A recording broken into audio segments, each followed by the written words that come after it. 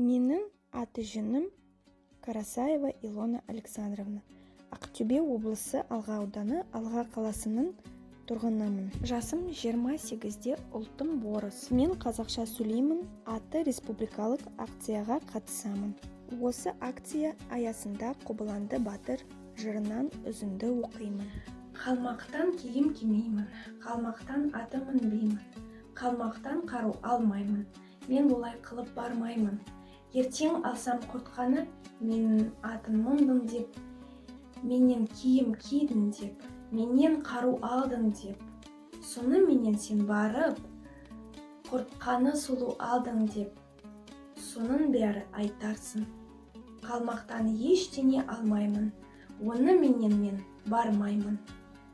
Астымдағы алатай, басымдағы малақай, осын менен де алып, қайтармын алақай деді.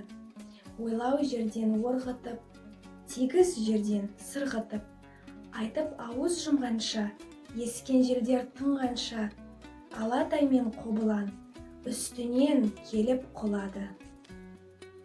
Жұрт жиылған көп еді, ал қалаған ел еді. Осының үстіне Қобылан енді келеді.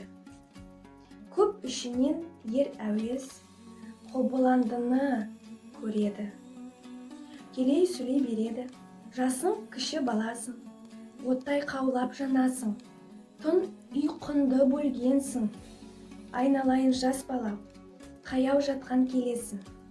Тумай атым қойылған, шапшай ызым жосылған, желім тұрған онымнан, дұшпаным қашқан жолымнан, Қыдырбайдың баласы, менің атым Қобылан.